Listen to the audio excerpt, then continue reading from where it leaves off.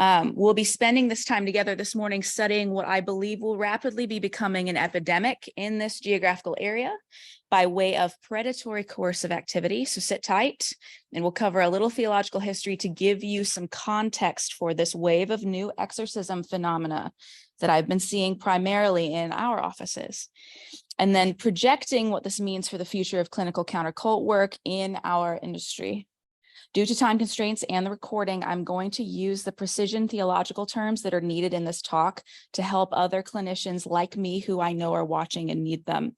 But I completely understand that this may be a bit unfamiliar for some of you, so just hang on with me through this whole talk, and I think you'll get it. I think you'll get the gist, at least, of what's happening, and you can always have me define things during the Q&A.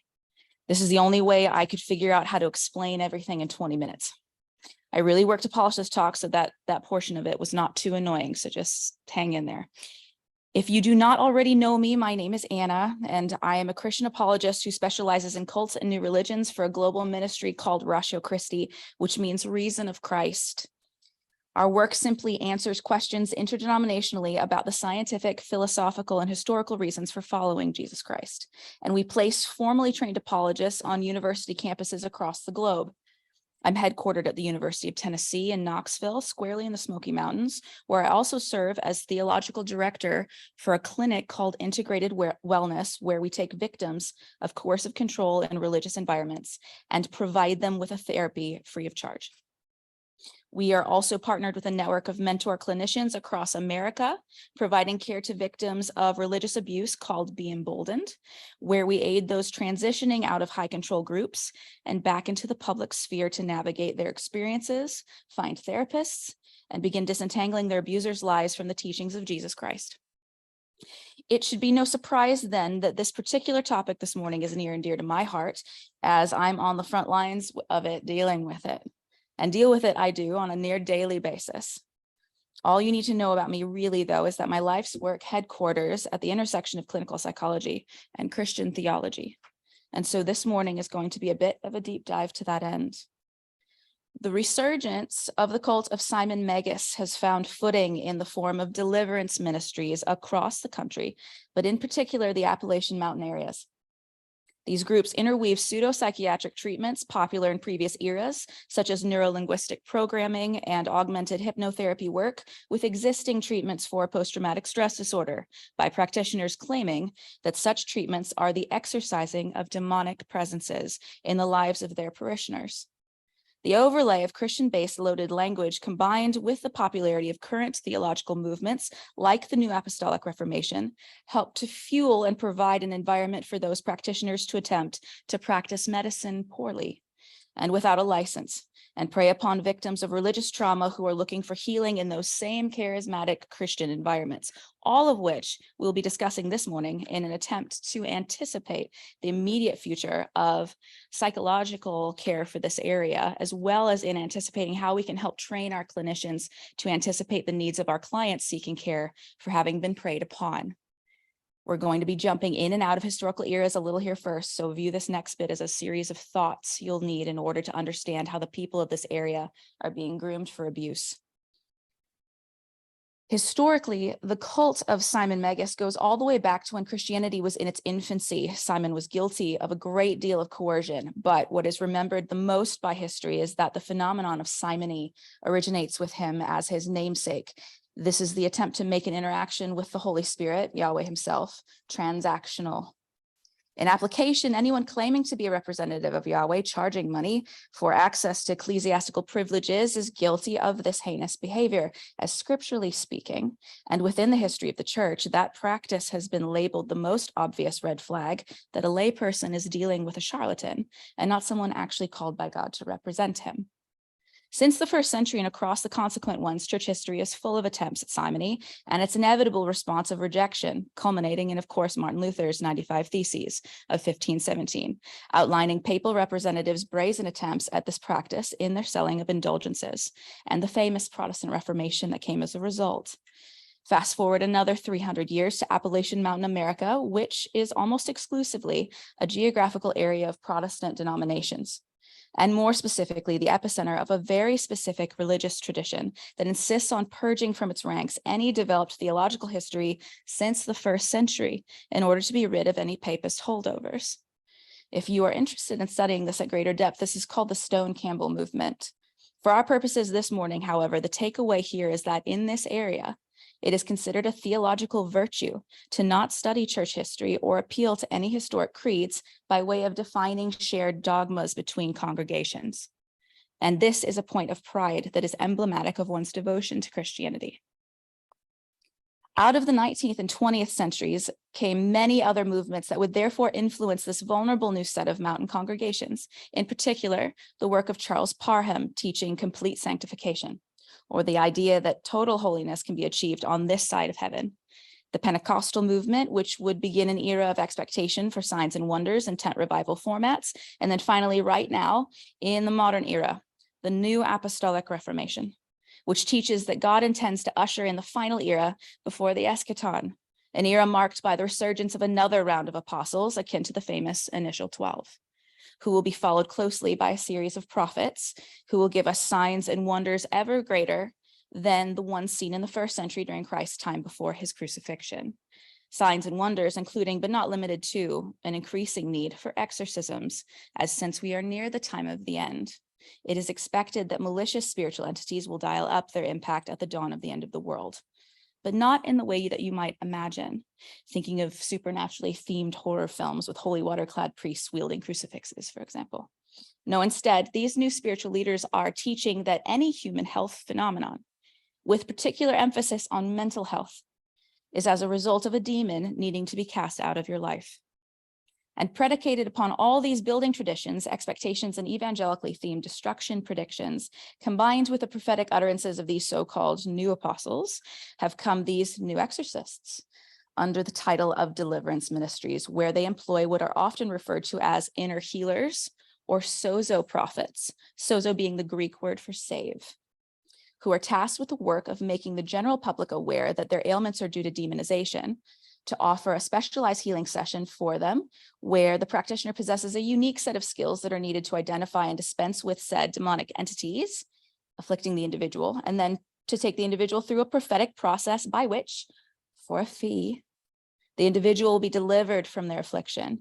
And all of it heavily implied or outright stated that the demonic entities out themselves by way of symptoms that clinicians like us would identify as mental illness, trauma, or normal physiological phenomenon, but that the prophetic practitioner knows through their secret knowledge is instead a third-party malicious spiritual entity.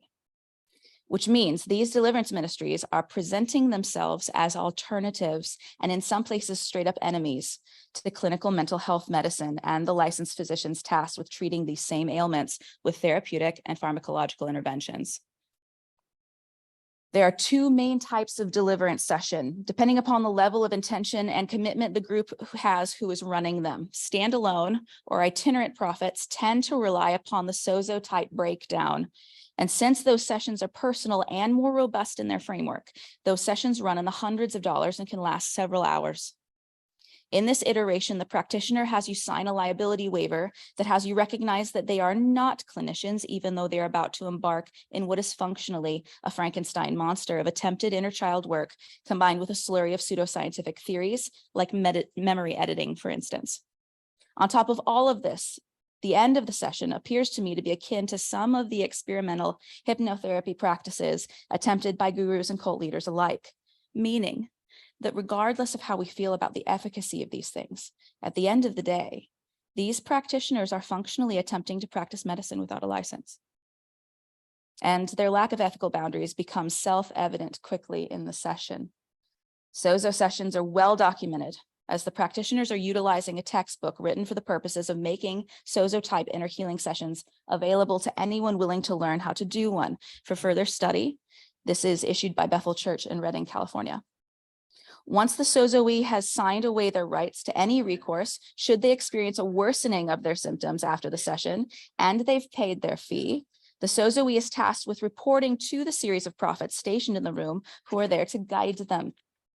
These individuals take notes on the details of the session, and once they have been alerted to the symptoms or trauma they are here to deliver the individual from, their job is to then identify which member of the Christian Godhead the individual is suffering from a poor relationship with. There we go. Meaning that for these prophets, every mental health issue correlates directly to the sozoe's failed relationship with God. From there, you're asked to visualize the member of the Trinity they have identified. So, for example, if you're reliving a memory in which your father dismissed you as the least favorite child, then you would visualize the Father. If a friend betrayed you, you would visualize Christ. And if your mother beat you with a wooden spoon, you would visualize the Holy Spirit. Once you've conjured an image in your mind of that member of the specific person of the Godhead, the prophets either confirm or deny that that is them. And you proceed with being tasked to place yourself with the image you have just conjured back inside the memory of the event. At this point, any number of leading questions can be asked by the prophet to you. What are you seeing yourself doing? What is Yahweh doing? Do you think that Yahweh is trying to tell you, fill in the blank, whatever question the prophet wants to explore? You are expected to interact with God, and the underlying assumption is that this interaction with whatever thing you just conjured in your head is actually the member of the Trinity for real and is going to give you insight about your life.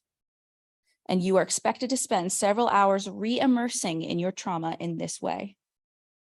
As the prophets come to their conclusions about what you've missed in your processing and how you are to blame for having believed whatever series of lies that has kept you traumatized up until this point, you're tasked to then confess your failure and repeat a series of prayers that are designed to release you from demonic grip and free you into a life free of trauma. You are prompted, however, that if this does not occur, it's likely that you will need another session or perhaps a more seriously devoted endeavor, which of course will cost you more money. Healing from their perspective is not their failure as prophets, but rather a result of the level of faith that you have, and therefore your ability to hold on to your healing. That's the phrase they use, and that's contingent upon you. For some of you, you're already aghast at the level of mental and emotional abuse the sozoe has just experienced. But in case you're not, let's go over really quickly from a clinical perspective what these so-called prophets have just done to the brain of an already clinically traumatized person. Number one, these people have just asked you to revisit a trauma so bad that you're willing to pay money to these people to deal with it. That's a significant trauma. Revisiting trauma means that your body is going to pump you full of cortisol in anticipation of mental anguish. And cortisol is a neurotoxin. As your brain is bathing in a neurotoxin, these so-called healer prophets then ask you to mentally break the second of the 10 commandments while simultaneously insisting that all of this is a good thing, and for sure whatever shows up in your head is definitely Yahweh and not simply a product of the human brain in a highly vulnerable and suggestible state. This means that by definition, what these prophet healers are telling the client is that no matter what happens, the experience carries the weight of God. And they are therefore doing existential work, whether the sozoe signed up for that at the beginning or not. And by the end, there is zero counsel on how to dispense with the elevated cortisol levels, a cool down period, aftercare, or coping strategies to get the client to the next session. They're expected to treat their trauma right then and there, and if it is not treated, that this is because the client is entirely at fault.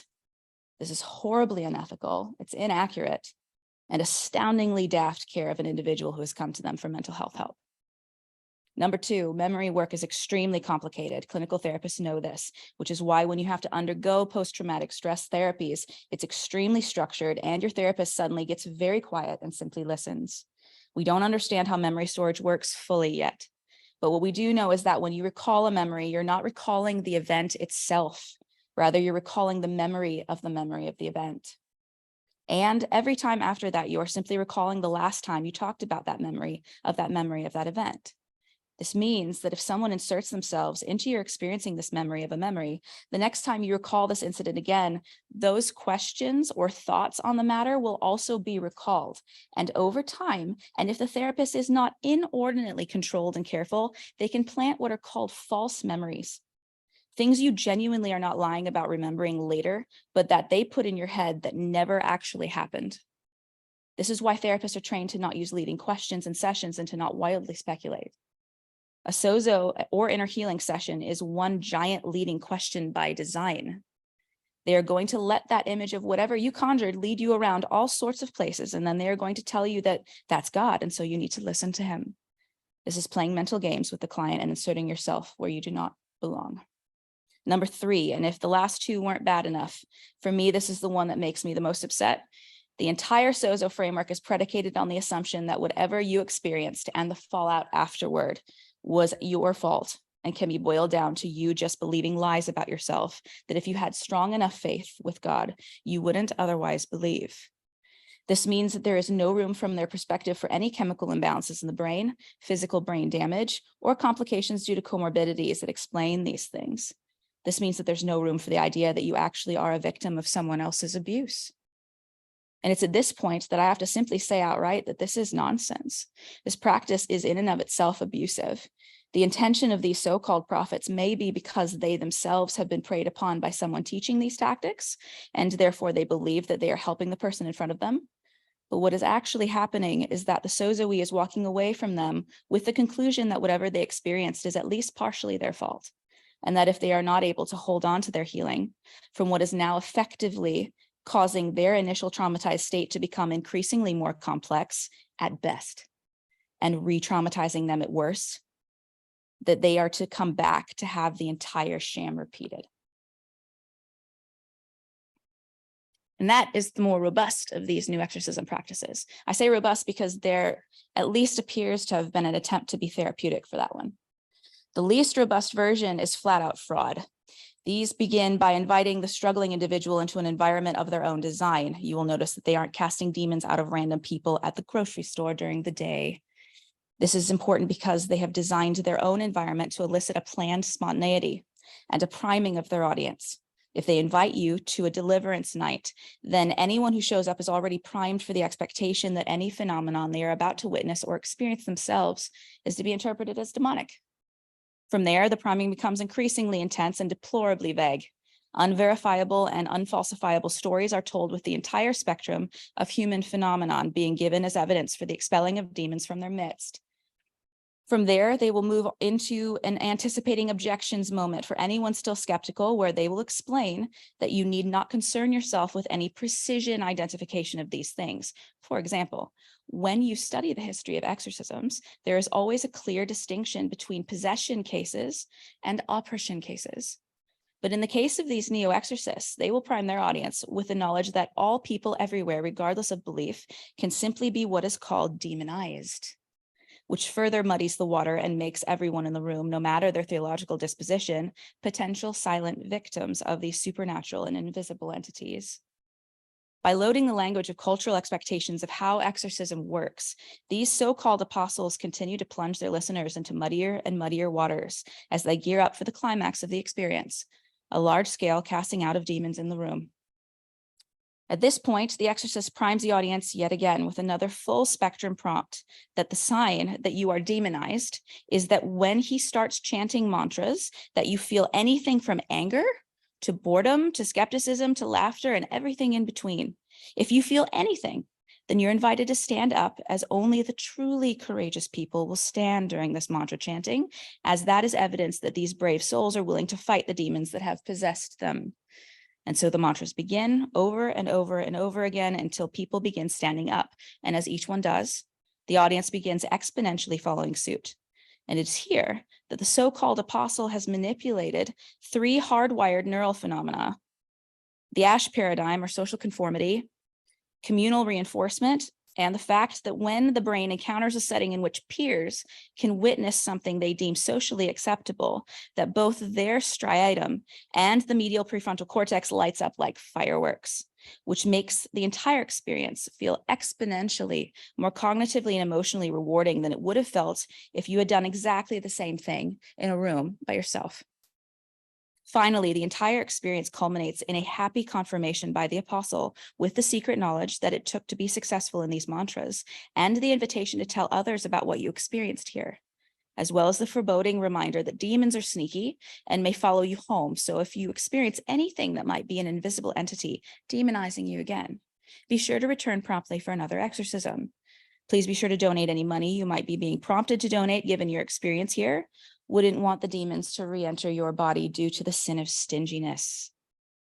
And of course, if you would like access to the secret knowledge the guru possesses, that can be acquired by coming to his special demon casting deliverance seminar that costs, insert some astronomical tuition fee. In summary, what these so-called apostle gurus are subjecting their listeners to is just a shadowy and dialed up iteration of the Forer effect, otherwise known as the Barnum effect, named after P.T. Barnum's famous quote that there is a sucker born every day.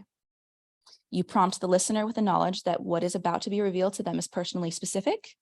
You then present the most generic thing you can think of that would apply to anyone, and the person will genuinely leave in awe that your description was so accurate. So what do we do now? At first glance, and this was my take for a long time, was to just roll my eyes and call it the circus that it clearly is. However, I have since changed my mind, as is evident by me even preparing this talk.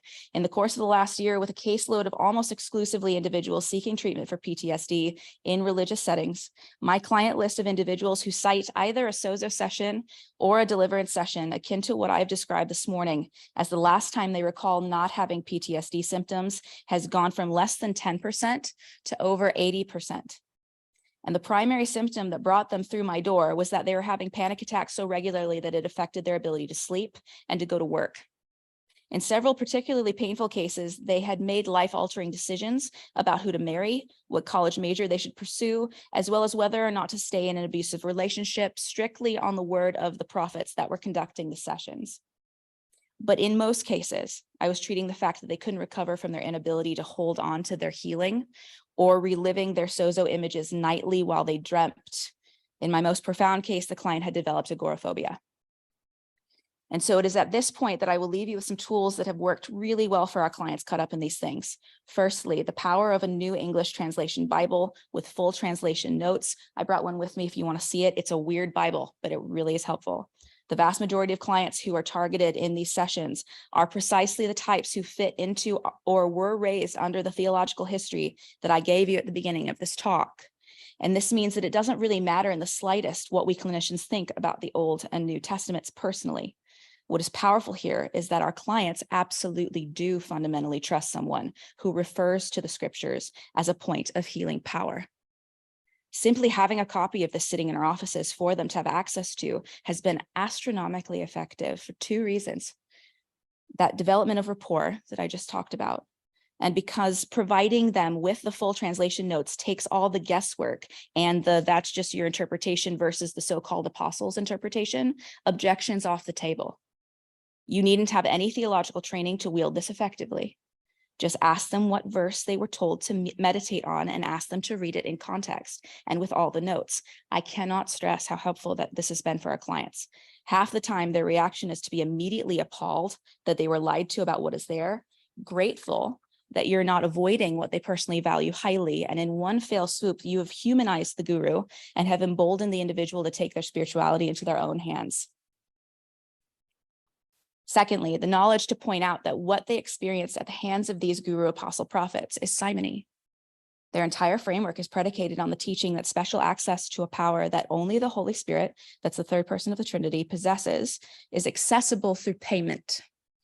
This is a practice that is clearly and fundamentally condemned for as long as Christianity has been around. It therefore does not matter in the slightest which denominational background your client has. It will apply, and in a welcome way, to their dogmatic tradition. And the only work you need to do in this case is to point it out. Their pastors will handle the rest. Finally, we have found that cognitive processing therapy combined with EMDR as needed has been our most successful therapeutic option for these clients.